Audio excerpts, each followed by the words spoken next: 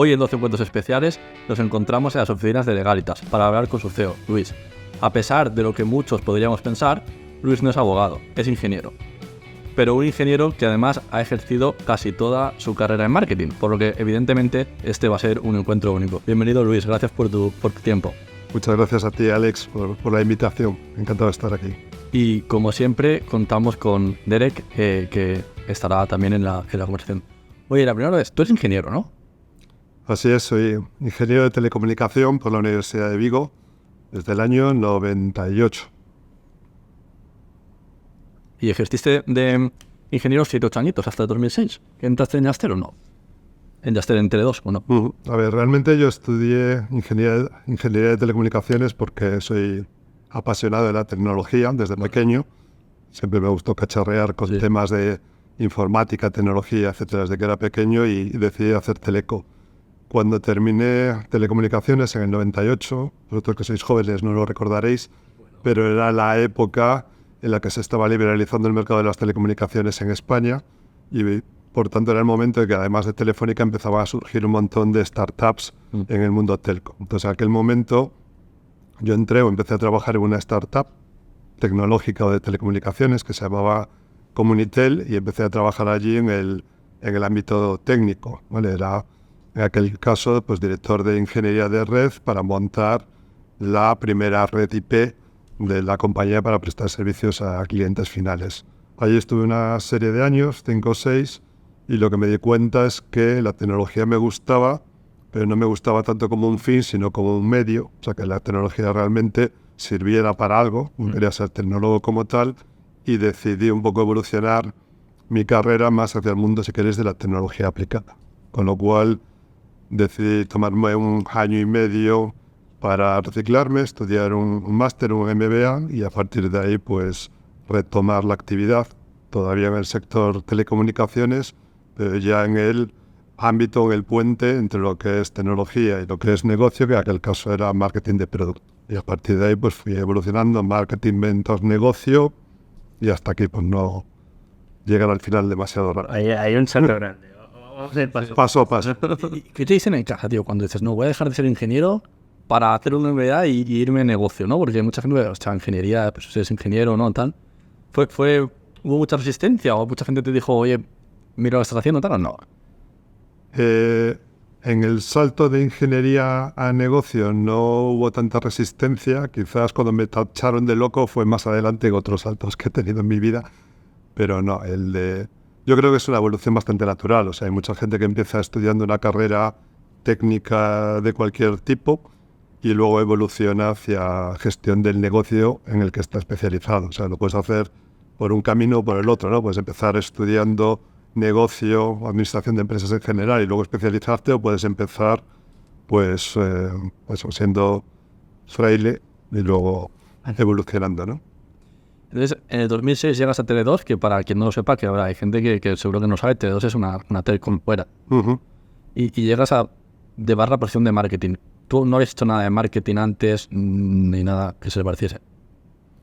Realmente fue una evolución, como te digo. Yo empecé a trabajar en Comunitel, el mercado de telecomunicaciones ha sido un mercado muy dinámico y ha habido también muchos procesos de compra. Y en el periodo en el que yo estaba estudiando el máster, que estaba de excedencia en la compañía, pues Comunitel, el operador en el que estaba trabajando, fue comprado por Tele2, con lo cual era un poco una evolución. Entonces, al volver de París de estudiar el máster, pues me ofrecieron volver a la misma compañía. Me parecía interesante el proyecto, porque el proyecto de Comunitel era un proyecto puro B2B, el cliente era cliente empresarial, y con Tele2 ya era B2C, que me interesaba bastante. Y fue, ya digo, allí donde me dieron la oportunidad de dar el salto al mundo del marketing y en concreto, ya digo, pasito a pasito. O sea, en concreto marketing de producto, que al final es ese híbrido entre saber algo de negocio, pero también saber del producto subyacente. Y en ese salto cuántico de rol un poquito, ¿tú qué recomiendas cuando llegas a un rol tan nuevo? ¿Qué recomiendo cuando llegas a un rol tan nuevo? Como persona, ¿sabes? Pues no sé tú. Yo creo que en general para ver este tipo de saltos de evolución, pues lo primero que tienes que ser es una persona inquieta, que estés abierto al cambio y no solo estés abierto, sino que te guste realmente el cambio, que te guste aprender, y a partir de ahí pues tienes que tener una posición abierta por un lado a la hora de dejarte recomendar y escuchar a tu entorno, que probablemente en algunas cosas sepan más que tú, pero al mismo tiempo también tener tu forma de ver las cosas y tu criterio para irlo evolucionando a tu manera, ¿no? Entonces, le digo, es una combinación de escuchar, apertura, inquietud. Poco tiempo después de que tú llegases a Tele2, Tele2 fue adquirida por Yastel, ¿no? No, realmente Tele2 fue adquirida.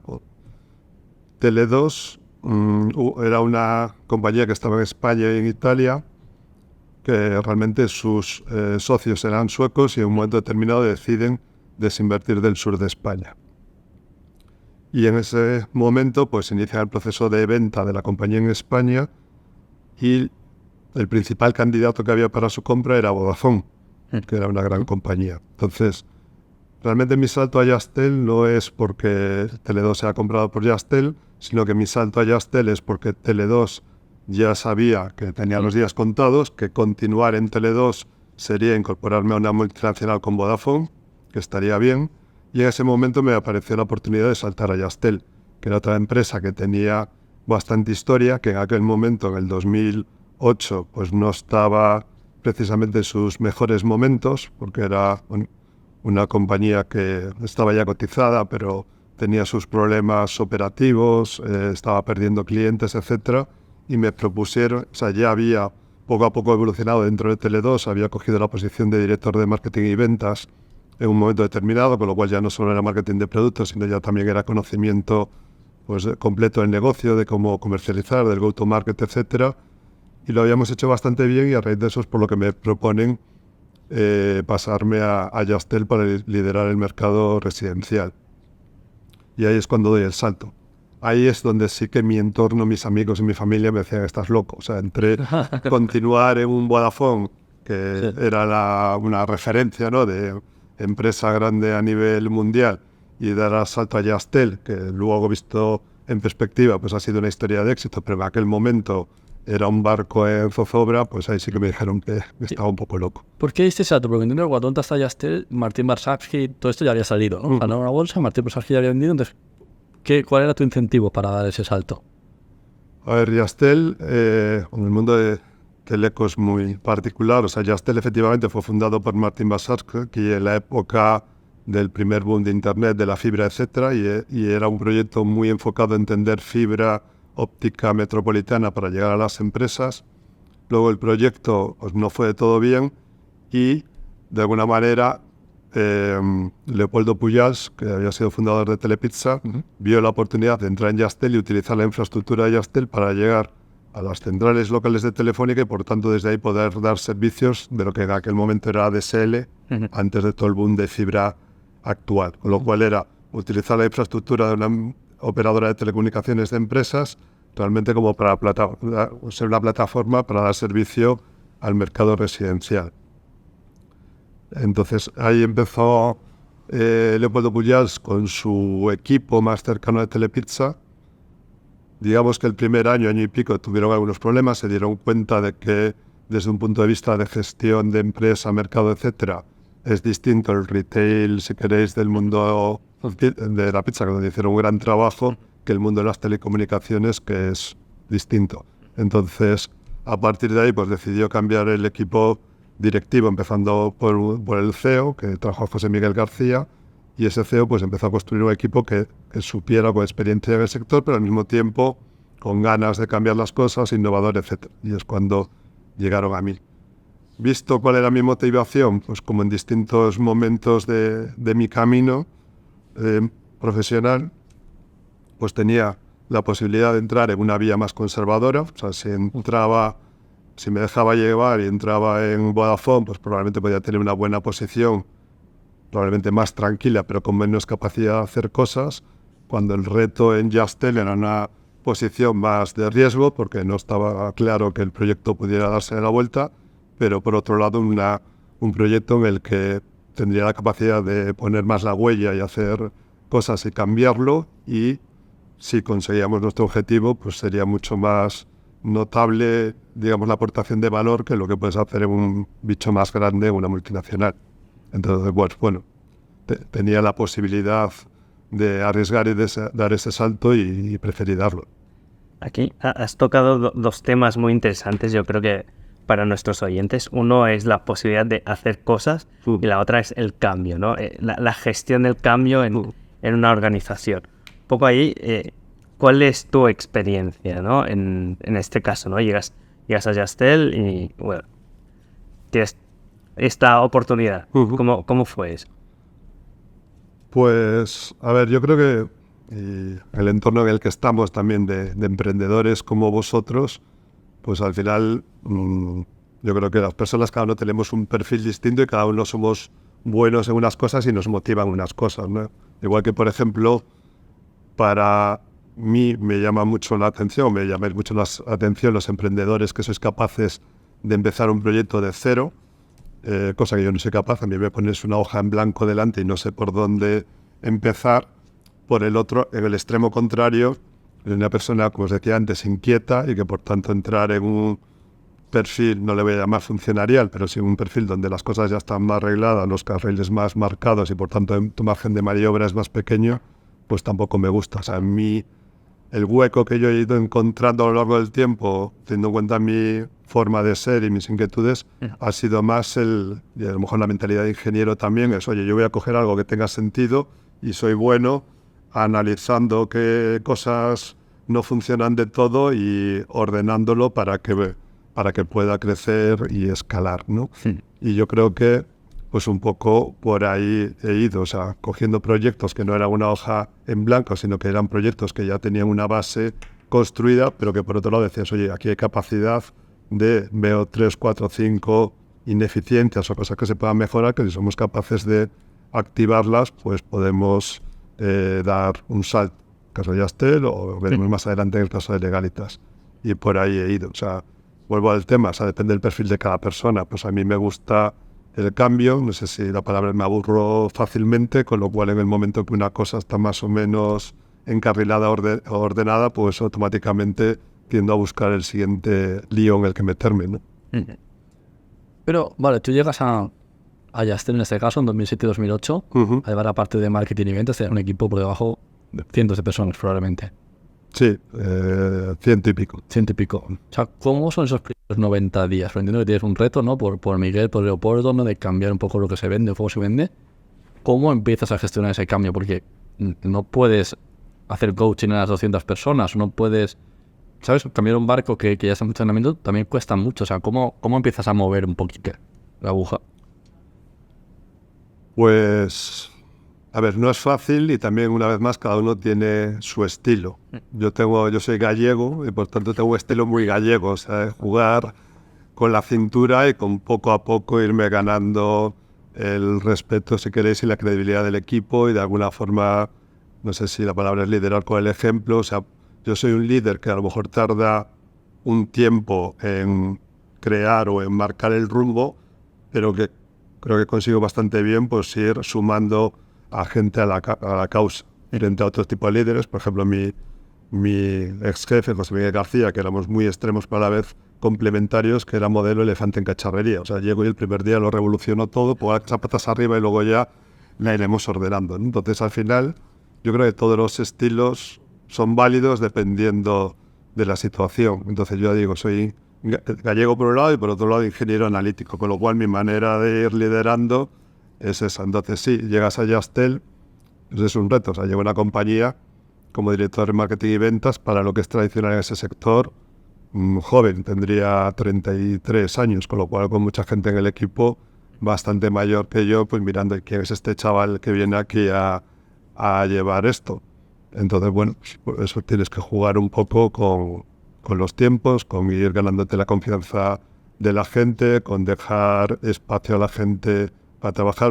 O sea, para mí en general, y luego hay otros momentos también más en la vida, es a la hora de liderar gente tienes que tener muy claro cuáles son para ti las líneas inamovibles, o sea, de tu estrategia, pero al mismo tiempo entre esas líneas dejar margen de maniobra para que la gente se pueda mover y de alguna forma elegir las batallas donde tú quieres, no sé, si imponer o liderar con tu visión, pero para no romper todo lo que hay a la gente en otras cosas donde a lo mejor tienes tú una visión distinta del resto del equipo, pues dejarles pues ir por el camino o tomar riesgos, aunque a lo mejor tú no los veas en principio. Y poco a poco pues irte ganando el equipo. Ya digo, no es una cosa que consigas un día y por tanto los proyectos en los que he estado no han sido turnarounds en 6 meses, esto es una compañía distinta, han sido más de ir corrigiendo el rumbo poco a poco, que en el día a día a lo mejor no te das tanto cuenta del cambio de rumbo, pero cuando lo miras hacia atrás al cabo de 3-4 años, dices, ostras, esto no se parece en nada a lo que había en el pasado, ¿no? Pues un poco como cuando vas en un transatlántico o un avión que haces un giro, no te das cuenta de que has girado, pero has girado. ¿Qué aprendizajes te llevas de Just Tell? Estoy como 6 años, ¿no? Si no me falla más o menos la cabeza, 6, 7. Del 2008 a 2015. Sí. Entonces, quiero decir, ¿qué aprendizajes te llevas de todo ese tiempo? Muchos. La verdad es que ha sido un proyecto muy intenso y he aprendido mucho. Ya te digo, o sea, yo toda la parte más analítica, numérica, etcétera, pues lógicamente como ingeniero siempre se me ha dado bien. Por tanto, a nivel compañía, luego entender la parte más financiera, económica, rentabilidades y tal, también. Probablemente, y con los compañeros de viaje que tuve alrededor, la parte que desarrollé más durante la etapa de Just Tell es la comercial, la del go-to-market, la de los canales de venta, etcétera, que también tiene sus propias particularidades, ¿no? Entonces, yo creo que por un lado, y eso era algo que tenía muy claro el CEO en aquel momento, pues una orientación al resultado muy grande. O sea,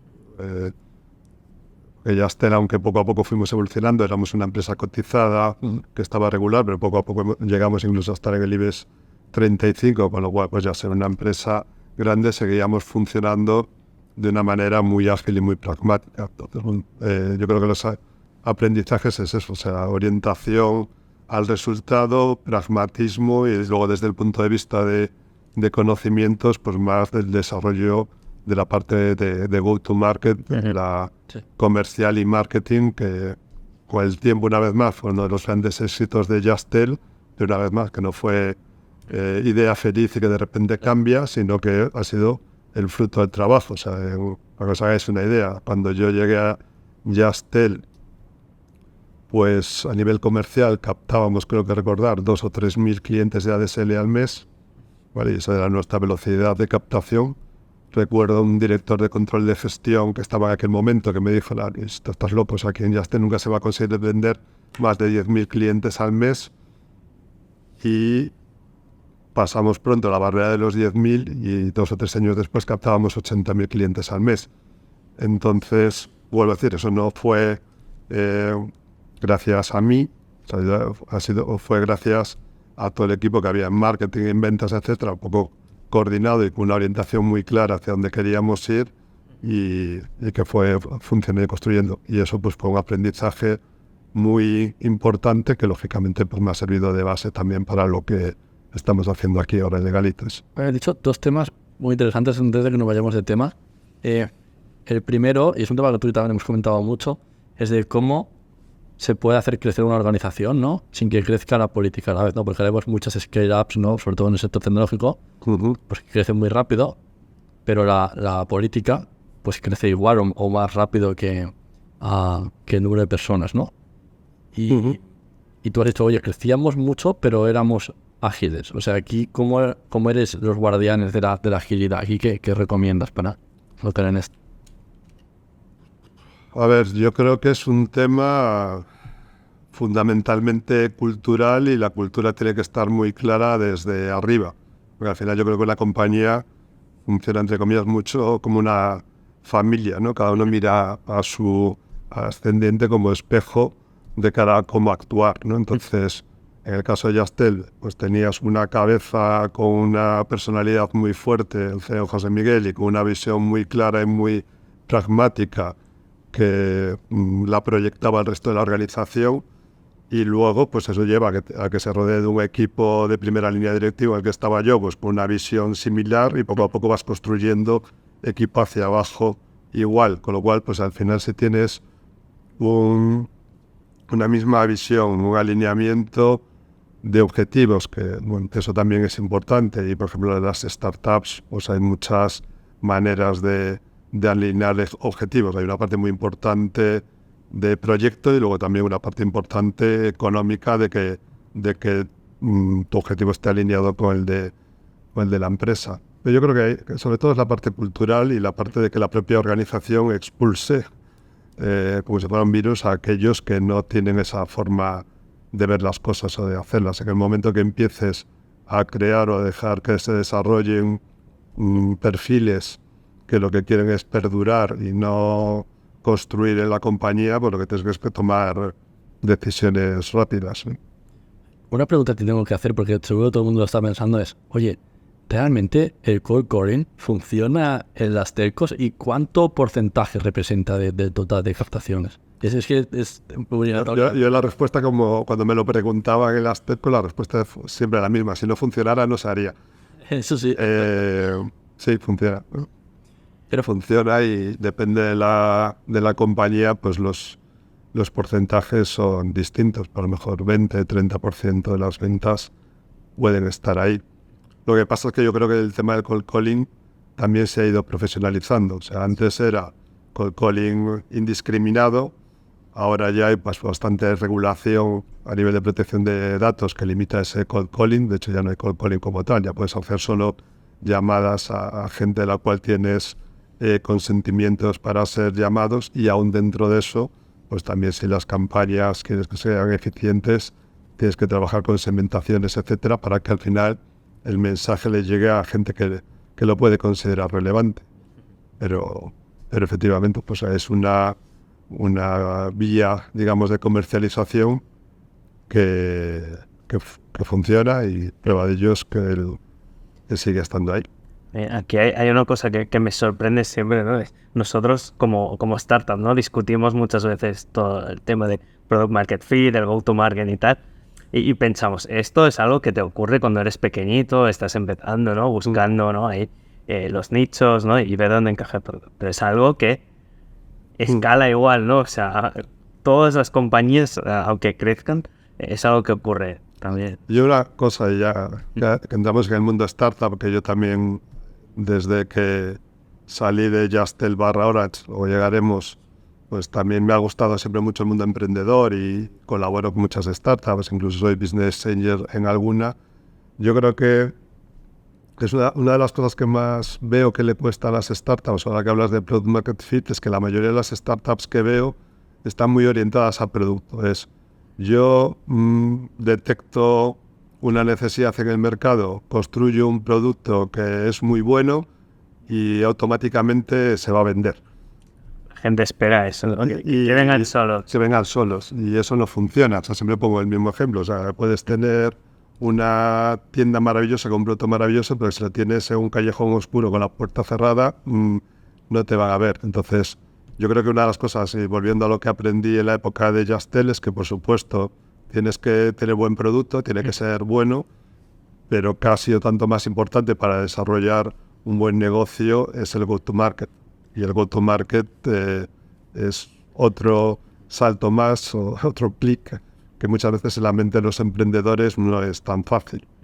Mira, aquí podríamos decir que el único caso distinto, ¿no?, en la distribución del sector telco, y más cercano a lo que tú dices de una startup muy centrada en producto y menos en go-to-market, sería Pepefon, ¿no? Que por su filosofía, quizás sí que la distribución fue distinta, ¿no? Sí y no, o sea, yo creo que lo que fue distinto fue el marketing, y de verdad pues detectaron que había un segmento de la población insatisfecho por cómo los operadores a priori trataban a los clientes, y hizo de eso un marchamo, y por tanto se posicionó como el operador transparente, orientado al cliente, etcétera. Luego tampoco tengo claro que la forma de llegar al mercado fuera muy distinta al resto de los operadores, y también su capacidad de crecimiento. O sea, fue un buen proyecto, pero no recuerdo, pero terminó antes de ser comprado con 200 o 300.000 clientes. Pues claro, no es nada comparado. Claro. Aquí hay una cosa que, y también relacionando con estas startups, tú decías, Bueno, si lo hacen, ¿no? Me refiero a llamar en frío, evidentemente es porque les funciona. Y muchas veces los emprendedores que no han vendido, pues tienen miedo de ser pesados. Pero no creo que importe tanto ser pesados, sino vender, ¿no? A veces hay que ser un poco pesado.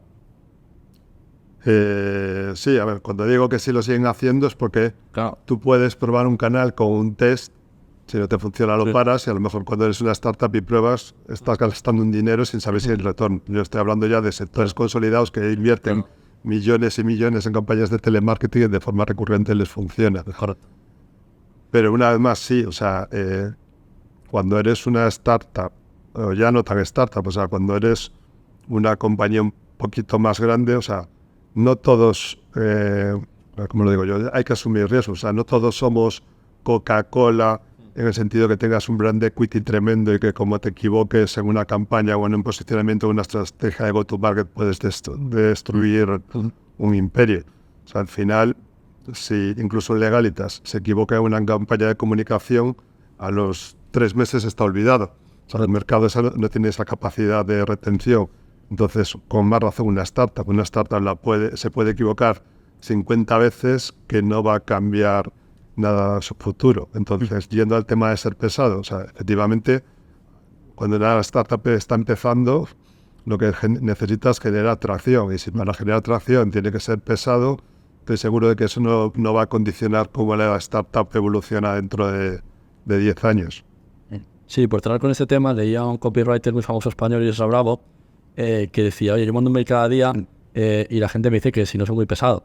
Y les digo que ¿por qué se creen tan importantes? Si de media recibimos 500, 600 impactos de publicidad al día, ¿por qué te crees tú tan importante que enviando un mail al día la gente va a estar pensando en ti todo el día, ¿no? Hay demasiados impactos publicitarios y todo se olvida mucho más rápido de lo que pensamos.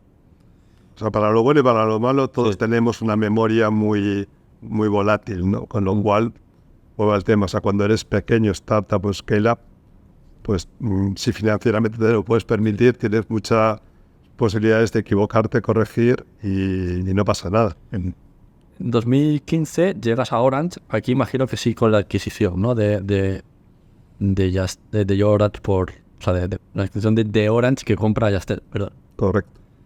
Y te hacen director de marketing de Orange, de la compradora. Sí. No, efectivamente, o sea, Orange decide comprar Yastel en el año 2015, cuando ya habíamos crecido mucho, ¿no? O sea, para que os hagáis una idea del crecimiento, cuando entré en Yastel teníamos 200.000 clientes de ADSL, cuando compró Orange teníamos como 1,7 millones de clientes de banda ancha y 2 millones de clientes de móvil que antes no teníamos. Y a nivel de facturación, o sea, ya éramos un bicho más grande. Entonces, nos compra, lógicamente, fundamentalmente por comprar cuota de mercado y infraestructura de fibra, porque en Yastel nos habíamos movido pronto en el salto del ADSL a la fibra. Pero también, al principio creíamos que solo era un script comercial, pero luego creo que había algo de trasfondo también. Les interesaba a Orange incorporar parte de la forma de gestión de Yastel, ¿no? O sea, de alguna manera, yo creo que genuinamente a nivel CEO, a nivel de dirección, decían, oye, pues si somos capaces de mezclarnos con la gente de Yastel, que son más ágiles, etcétera, a lo mejor podemos coger o impregnarnos de parte de ese modelo de gestión. Y yo creo que por eso, que no suele ser normal en las adquisiciones, pues fue bastante balanceado el comité de dirección final en cuanto a gente de Yastel con gente de Orange. Y en mi caso, pues efectivamente me propusieron, o tuve la suerte de que me hicieran director de marketing de las dos marcas. Entonces me pareció un reto realmente interesante, sabiendo que era una multinacional, porque de verdad veía que buscaban esa agilidad, ese cambio. Otra cosa, y no es un tema de personas, es un tema de que una organización, una vez que ya se hace grande, yo creo que ya la propia organización tiene vida propia, más allá de las personas, pues te das cuenta que es difícil mover o cambiar un bicho de esas características. Y bueno, ahí es cuando tienes que tomar la decisión de sigo por aquí, y ya digo, y tengo un montón de amigos dentro de Orange, incluso gente que vino de Yastel y que decidió continuar con Orange, y es una pedazo compañía. Pero volviendo al tema, o sea, a mí me gustó el perfil, pues a mí me apetecía más pues, buscar retos nuevos que entrar en un mundo más estable, por decirlo de alguna manera, como era el de Orange. Porque antes de pasar, ¿no?, a este siguiente cambio de etapa, hay un poco lo que es la parte... A mí es algo que siempre, ¿no?, me genera mucha curiosidad. ¿Cómo es la gestión del cambio, ¿no?, o cuando tienes dos culturas en estos procesos de M&A? ¿No? Un poco lo que decías hoy. Venimos o el comprador en este caso, ¿no?, una cultura más tradicional y querían impregnarse de esta agilidad, ¿no?, que tenéis en Jastel. Ahí, claro, hay un momento de transición. Un poco, ¿qué es lo que ves en ese momento de transición, no? Pues que es complicado. Al final yo creo que al margen del tamaño de la compañía, los procesos de integración de distintas compañías, bien por compras, bien por fusiones, etcétera, y por tanto sus posibles choques culturales siempre son complicados de encajar, ¿vale? Entonces, en este caso también, ¿no? Aunque Jastel era bastante grande, lógicamente Orange era mucho más grande. A su vez, Orange tampoco es una única cultura, porque a su vez Orange venía de cultura de France Telecom por un lado, de Jacom por el otro, de Amena por el otro. O sea, al final todo este tipo de compañías grandes que crecen de forma inorgánica, pues van mezclando culturas. Que, volviendo atrás, yo creo que una de las cosas buenas también que tuvo Jastel es que creció de manera orgánica todo el tiempo, con lo cual no tuvimos esas dificultades. Cuando creces de forma inorgánica, pues tienes el reto de enfrentarte a culturas distintas y a partir de ahí pues hay de todo, ¿no? Es una pena, ¿no? Pero yo creo que a veces digo que las organizaciones grandes generan una especie de anticuerpos que repelen a los agentes del cambio, ¿no? Y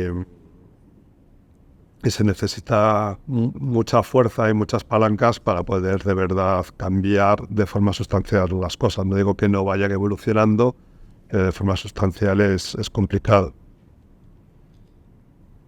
Y entonces decides pues, salir quizá porque el ritmo no es el que te gustaría. ¿Y cómo te convencen para venir a una empresa llena de abogados? Hay 1 año y medio de por medio todavía. Y no, es eso. Primero decido salir de Orange, pues sí, o sea, en un momento en el que veo, y tampoco es cuestión de entrar en detalles, que hay señales que demuestran que la organización pues, no está preparada para el cambio que a priori decían que querían cambiar, ¿vale?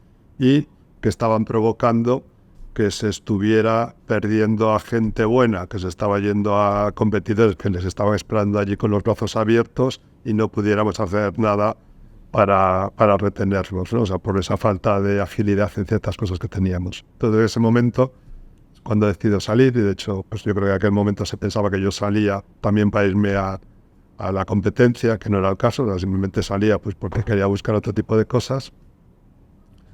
Y a partir de ahí, pues una vez que tomé la decisión de salir de una empresa grande como Orange, teniendo en cuenta que la cuenta de resultados que gestionaba pues era de unos 4.000 millones de euros, o sea que por tamaño en el mercado del que yo venía, pues no iba a tener ningún proyecto más grande.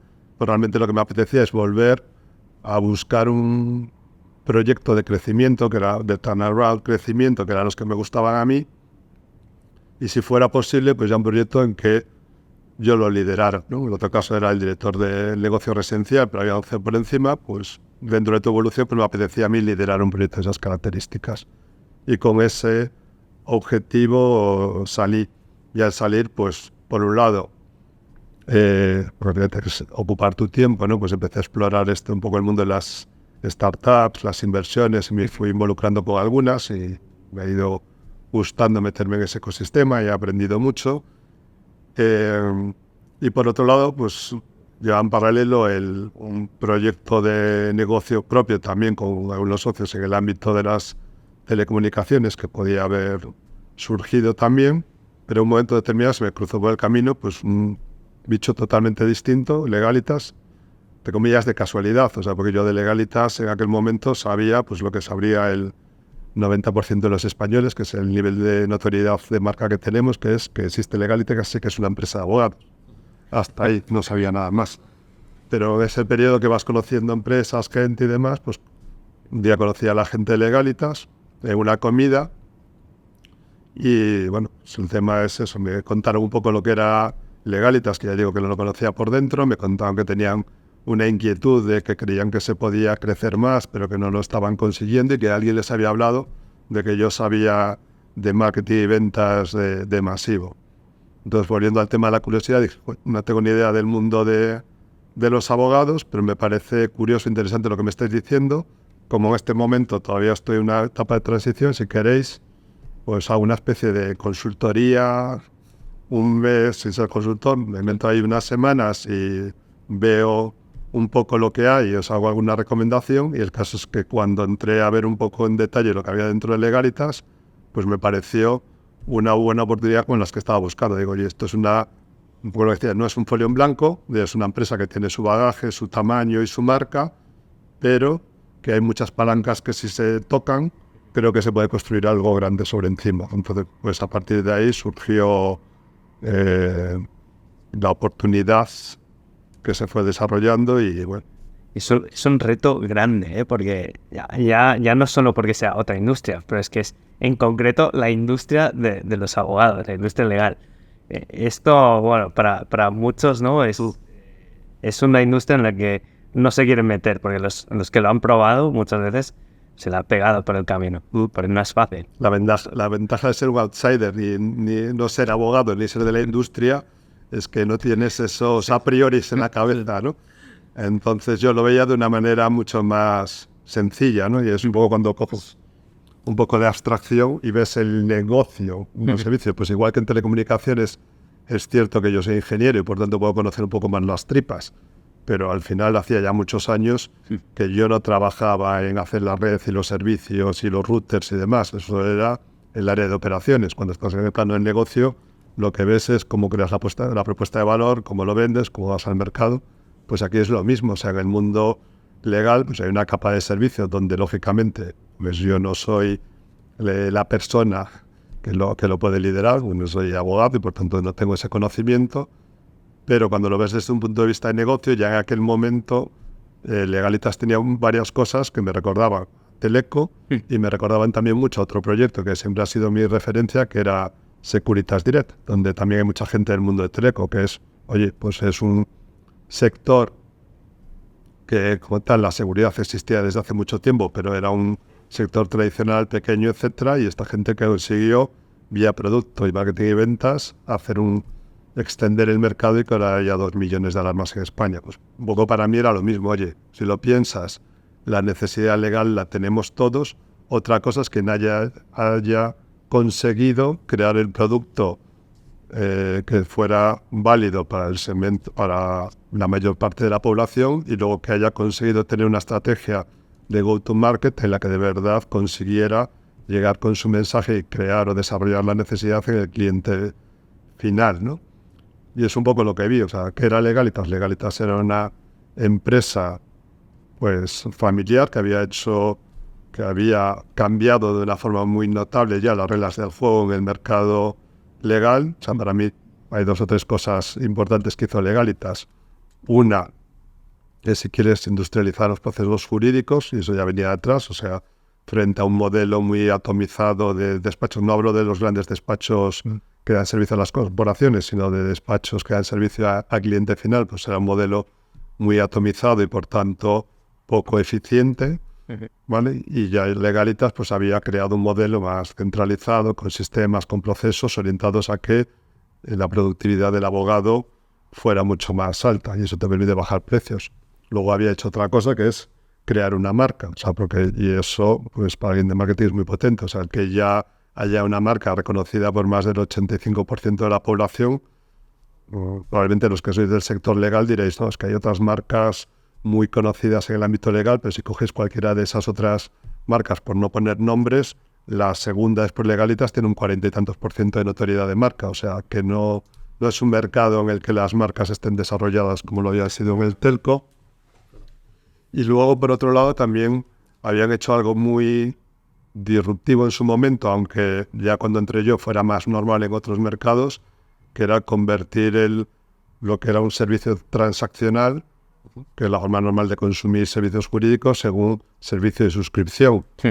¿Vale? Que yo creo que es otro cambio importante que venía desde atrás. Entonces de repente dices, oye, esto es un servicio de suscripción, que es lo que yo sabía comercializar de antes, hay una necesidad en el mercado,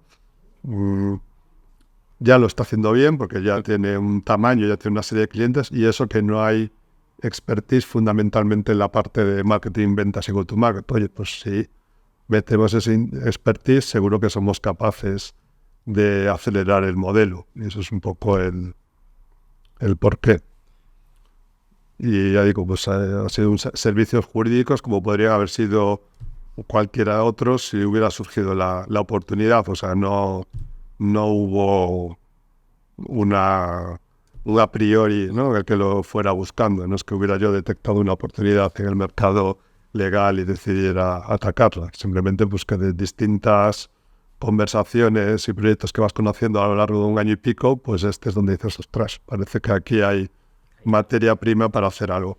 Y a partir de ahí pues tienes que tomar la decisión de, con esa información que tienes, pues tirarte a la piscina y volver a empezar y trabajar.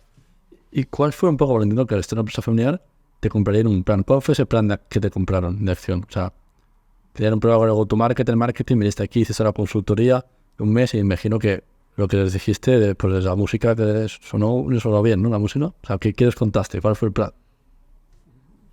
No, a ver, yo creo que también tienen que darse, hay cosas que tienen que darse las circunstancias, ¿no? Entonces, pues había varias circunstancias en el ámbito de Legalitas que creaba un poco el caldo de cultivo para que eso luego funcionara, ¿no? O sea, en el sentido de, pues el fundador que lo había liderado, pues ya estaba dando un poco un paso atrás y estaba menos involucrado en el día a día de la compañía.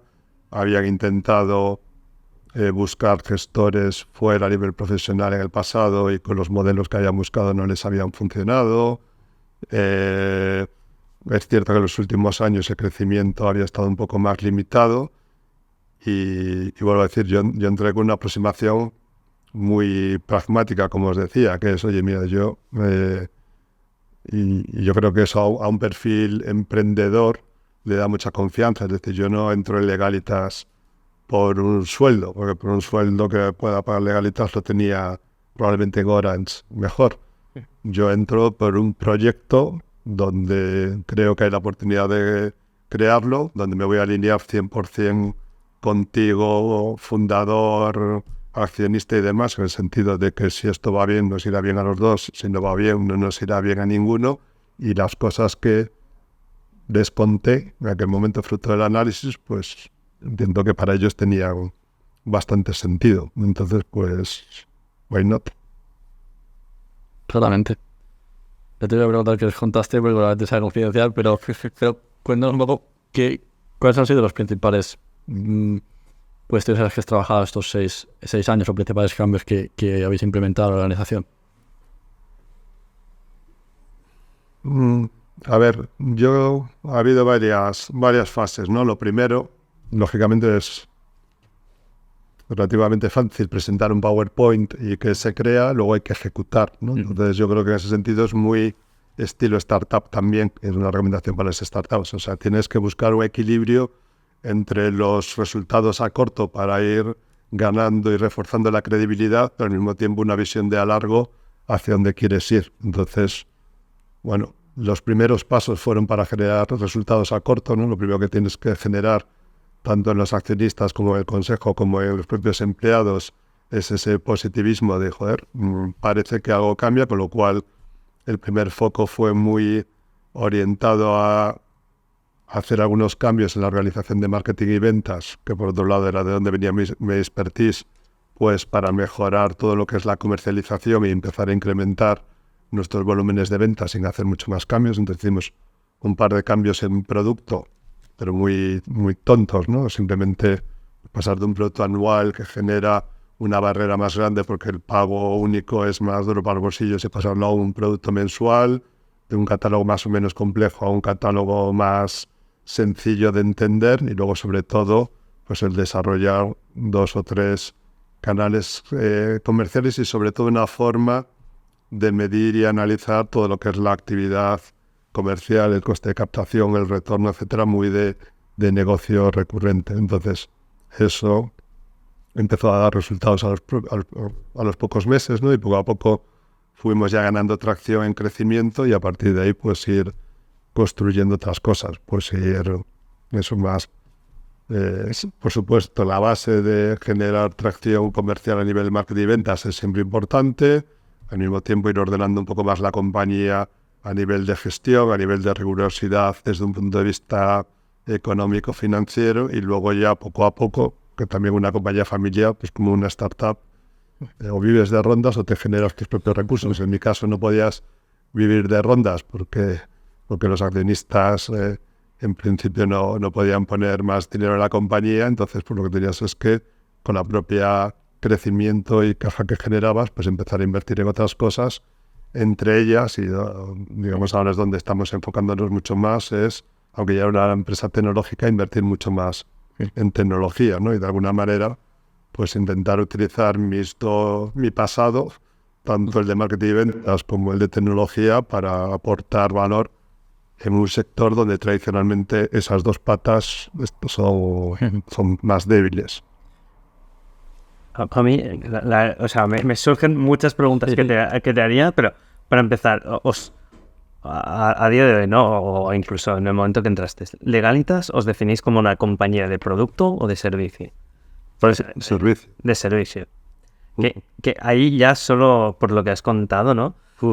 Conozco muy pocas compañías de servicio que, por ejemplo, ¿no? Y más en el mundo legal, que midan, ¿no? Toda esta parte en todo lo que son métricas, ¿no? de negocio. Esto lo preguntas en un despacho, nadie te sabe decir, ¿no? Un poco esa parte de pero yo creo que ese es uno de los principales cambios y oportunidades que hay en un segmento de profesionales como este, ¿no? Igual que en el pasado ocurrió también en el segmento de la salud. Y es cierto, ayer por ejemplo estaba teniendo una conversación con un tío muy interesante, un chaval ucraniano emprendedor en Estados Unidos que había fundado y vendido una empresa de temas de housing, de inmobiliario, y ahora estaba arrancando una legal tech, ¿no?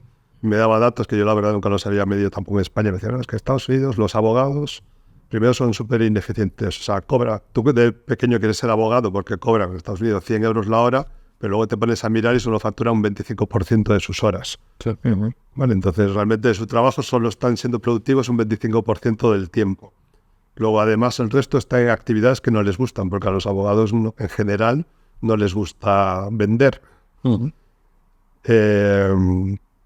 Entonces en todo esto dices, claro, si lo llevas a mi pasado, en el muy pasado, a un ingeniero tampoco le gusta vender. Vale, y en el pasado, muy pasado, ser ingeniero y hacer conexiones de datos entre empresas era un proyecto de ingeniería. Les hablabas de que quiero comoditizar esto para que cualquier persona tenga que tener una conexión de datos en su casa, y te decían, eso es una locura porque una conexión de datos es un proyecto de ingeniería. No, pero es que esto se puede estandarizar y se puede hacer masivo. Entonces aquí es un poco lo mismo, es decir, oye, zapatero a tus zapatos. O sea, hay gente muy buena que estudia Derecho y que lo que le gusta es ejercer el derecho.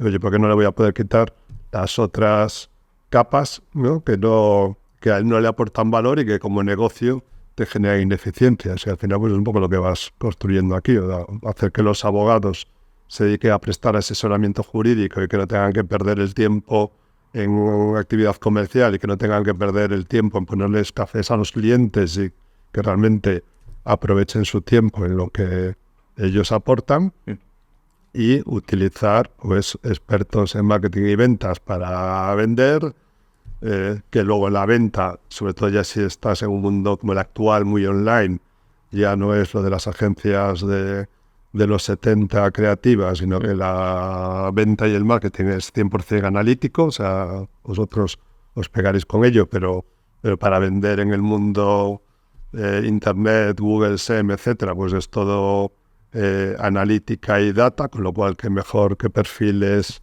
analíticos, ingenieros y demás, y pues con lo mejor de los dos mundos. Igual que ahora, pues ahora a nivel de tecnología, pues salen muchas nuevas herramientas, inteligencia artificial, etcétera, pues más de lo mismo. Oye, ¿por qué no poco a poco voy utilizando las herramientas que tengo para que al final, cada vez más, el abogado aporte el máximo valor añadido y no pierda el tiempo en otro tipo de cosas que ni le motivan ni aportan valor al cliente final? ¿Cómo empezasteis a medir no la parte tanto de arriba del funnel, sino la parte del servicio? Porque sobre todo mucha gente que está con esto y quiere medir la parte de servicios jurídicos y quiere medir la parte de los abogados. No sé si nos puedes contar en un minuto qué es lo básico que medís vosotros o cómo empezasteis a hacerlo. A ver, nosotros medimos casi todo. A ver, nuestro servicio al final es como una plataforma, ¿no?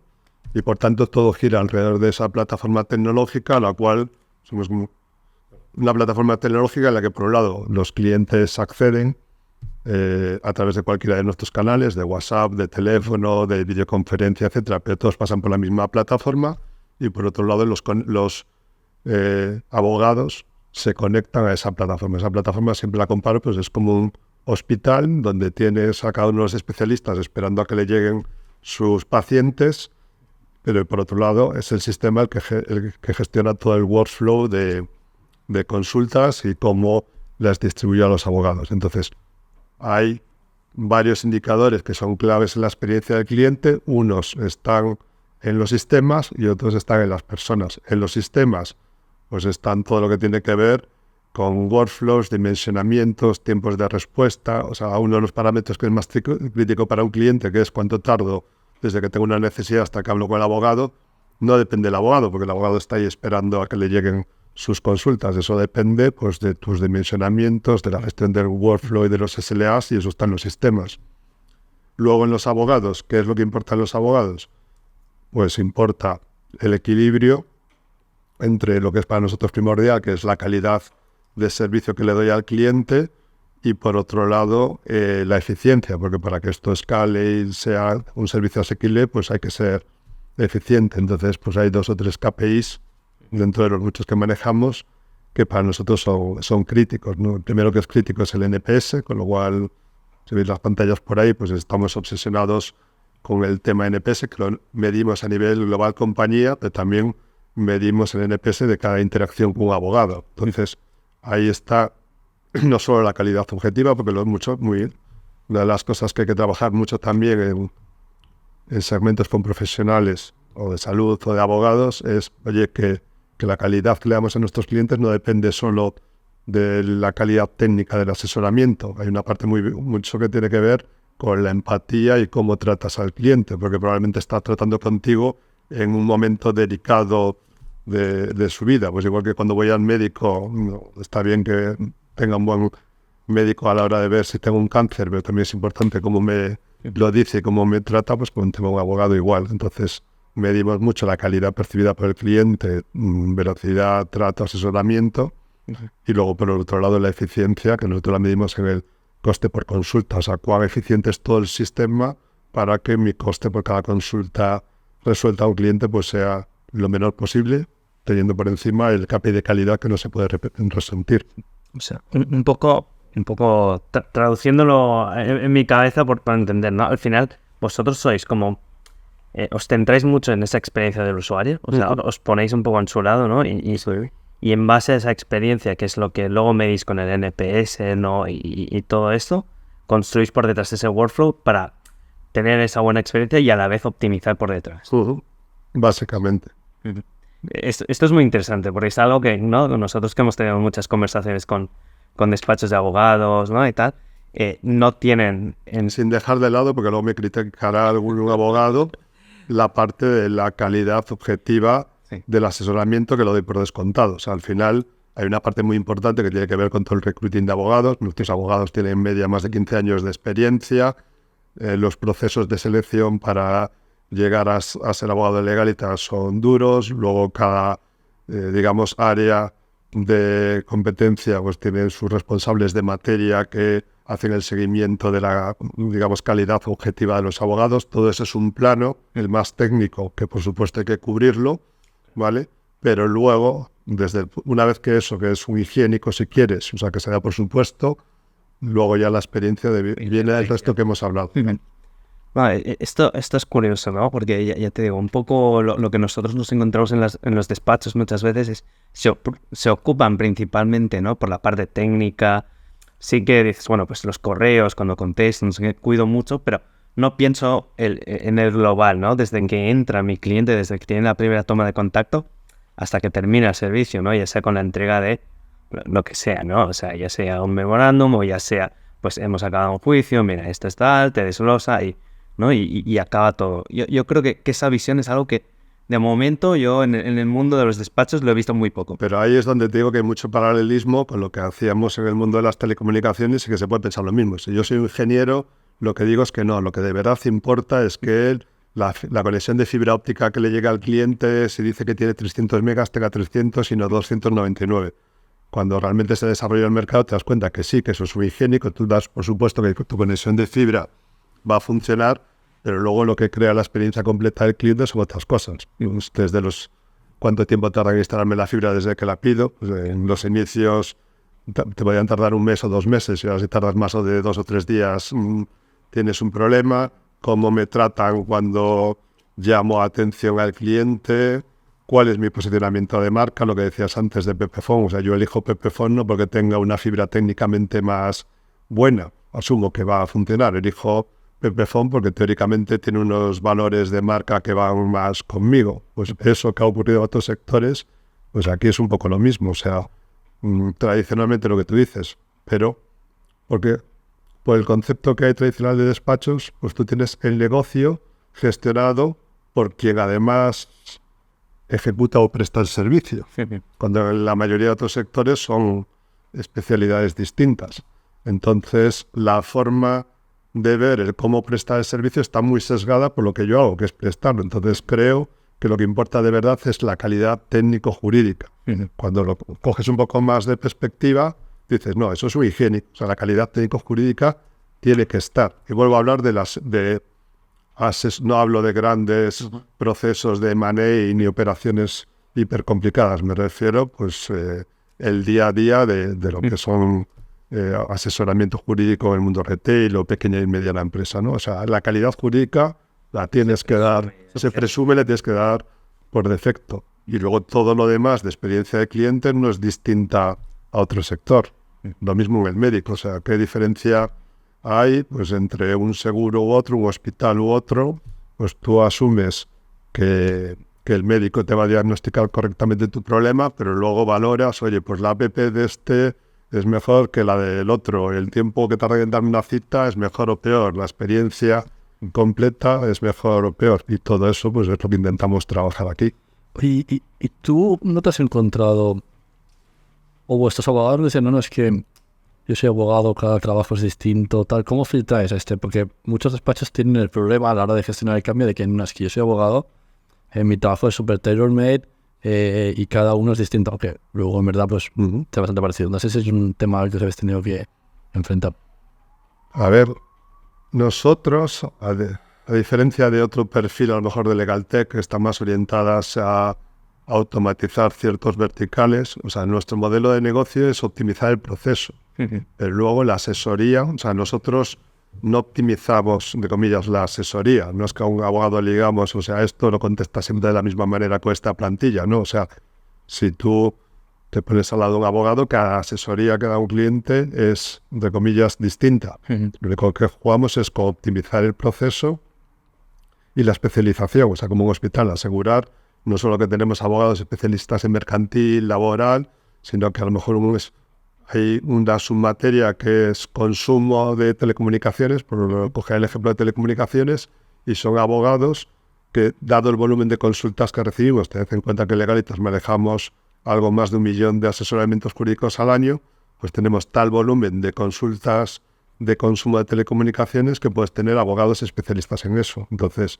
saben tanto de ese sector, de esa legislación, que son muy eficientes contestando. Entonces, si tú sumas la eficiencia del proceso de forma que cuando le llegue un cliente al abogado ya esté completamente filtrado y le llegue con una consulta de ese área del derecho, con el hecho de que el abogado sabe mucho de eso, pues tienes una eficiencia sin por ello limitar una libertad, si quieres, de cátedra del abogado. El abogado es el que última instancia contesta y presta el asesoramiento. ¿Y por qué no? O sea, me refiero, ¿por qué no habéis intentado optimizar la parte jurídica también? Lo que intentamos optimizar siempre es el proceso y las herramientas de soporte al abogado. O sea, nosotros creemos que es clave al final, o sea, un cliente cuando se hace de legalitas o cuando va a un despacho podría haber buscado en Google, de hecho es nuestra principal competencia, podría haber buscado en Google modelo de contrato de alquiler y haberlo rellenado. Entonces, si accede a un abogado es porque lo que espera es que ese abogado sea el que le da la seguridad de que aquello que está haciendo lo está haciendo bien. Con lo cual, en última instancia, lo que nos interesa es el abogado. Y lo que intentamos hacer es que al abogado le venga todo lo más masticado posible para que... Entonces, cuando dices de herramientas, sí que trabajamos en darle herramientas al abogado. Pues yo si soy un abogado que está trabajando, no sé, que hago muchos contratos de alquiler, pues el sistema tiene mis modelos de contratos de alquiler, como cualquier abogado podría tener, y luego automatismos que el sistema es capaz de coger ya los datos del cliente para ponerlos en él, tal, que es capaz de generar PDF, enviarlo un burofax, o sea, para que todo lo que haría un back office lo haga automáticamente el sistema. Pero en última instancia, todas nuestras consultas jurídicas pasan por un abogado. Bueno, porque yo creo que es la base del servicio que vendemos o de la seguridad que vendemos. ¿Y qué papel juega la inteligencia artificial o va a jugar en todo esto? Pues en esta línea yo creo que es una herramienta muy potente, por eso hemos apostado muy fuerte por ella desde el principio, y anticipándome a la pregunta que hace todo el mundo, que va a ser una herramienta para los abogados y no en vez de los abogados. Vale, porque al final para mí el tema de la inteligencia artificial y especialmente la generativa, ahora que está de moda todo el tema ChatGPT, etcétera, no es más que un Google con esteroides. Es un Google que sabe hablar lenguaje natural y entonces parece más humano, pero la información ya estaba ahí. Y el riesgo que tienes es que porque habla un lenguaje más humano le des más credibilidad, lo que no quiere decir que sea mejor. O sea, porque si esa inteligencia artificial generativa ha llegado a una conclusión o me presenta algo en base a información errónea o que ya, no sé, pues que ha cambiado la ley ayer y sin embargo la respuesta me la ha generado en base a su base de conocimiento de años antes, pues yo corro el riesgo de creérmelo. Entonces, para mí, el abogado siempre va a jugar un papel muy importante, igual que la medicina, el médico. Otra cosa es que cuantas más herramientas tenga el abogado, pues mejor va a hacer su trabajo. O sea, si soy un radiólogo y antes tenía que mirar la radiografía y ahora tengo una herramienta que es capaz de detectarme una señal anómala que yo antes no veía, me va a dar más capacidad de diagnóstico, pero a mí como abogado. O sea, que es un poco lo mismo. Entonces nosotros estamos apoyándonos mucho en la inteligencia artificial porque ahora la generativa funciona muy bien con todo lo que tiene que ver con procesado de lenguaje, y si algo se maneja aquí es palabras y lenguaje, pues la estamos utilizando mucho en ese sentido. Entonces, ejemplos. La estamos utilizando ya, no la generativa, sino la inteligencia artificial entrenada por nosotros, pues para el proceso de triaje. O sea, cuando un cliente nos abre una nueva consulta, nos lo escribe por WhatsApp o nos llama por teléfono, pues como un hospital lo primero que tenemos que saber es qué especialista le tiene que atender y con qué grado de urgencia. Pues eso ya lo hace en un 80% una inteligencia artificial, que escucha o lee lo que dice el cliente y es capaz de decir, oye, pues esto es una consulta de mercantil o esta consulta de fiscal. Lo creo en el sistema y ya va directamente al abogado que lo tiene que atender y me he saltado, entre comillas, el paso del enfermero o la enfermera que hace el triaje. Y lo bueno es que es uno de los mejores casos de uso, ¿no? Que resuelve, de hecho, la inteligencia artificial. El entendimiento del lenguaje. Ahora, esa es inteligencia artificial entrenada por nosotros. Ahora con la generativa, que estamos muy activos, pues para que os hagáis una idea, el primer caso de uso que ya tenemos funcionando, nos falta integrarlo en producción, pues es algo tan tonto, entre comillas, desde el punto de vista de implementación, pero que ha aportado tanto valor. Como, o sea, una de las cosas que nos pasaba es que cuando los clientes hablan con nuestros abogados, pues en el momento que estás haciendo la conversación te queda todo muy claro, pero luego al día siguiente no te acuerdas de lo que te ha dicho el abogado. A mí me pasa a veces cuando voy al médico, o sea, te cuenta tu problema y lo que tienes que hacer y al día siguiente dices, ¿qué me había dicho que me pasaba? Pues entonces ahora tenemos un caso que está escuchando la llamada y que al final genera un resumen muy bien estructurado, donde pone quién habló con quién, el resumen de la llamada, un desarrollo un poco más grande y las conclusiones, y eso se lo envía al cliente. También además deja el resumen en el sistema de forma que si el cliente vuelve a llamar y otro abogado lo lee, de una manera muy rápida tenga los antecedentes y no le tenga que volver a preguntar al cliente qué había pasado o bucear en unas notas mal escritas del abogado anterior, ¿no? Entonces, todo esto al final son herramientas que bien utilizadas pues seguirán ayudando a mejorar, ¿no? En dos cosas que puedes pensar que son contrapuestas, pero que en realidad trabajan en paralelo, que es eficiencia y por tanto menor costes y por tanto menor precio, pero al mismo tiempo calidad. O sea, yo puedo combinar el mejorar eficiencia y calidad a la vez, y es lo que buscamos. Oye, pues yo creo que no hay mejor forma de acabar que esta, ¿no? Que con ejemplos y cosas prácticas. Así que muchas gracias, Luis. Creo que hemos prometido un encuentro único y lo ha sido. Hemos tratado muchos temas en muy poco tiempo, así que un placer y seguro que volveremos en unos años. Muchas gracias a vosotros y ha sido un placer. Gracias.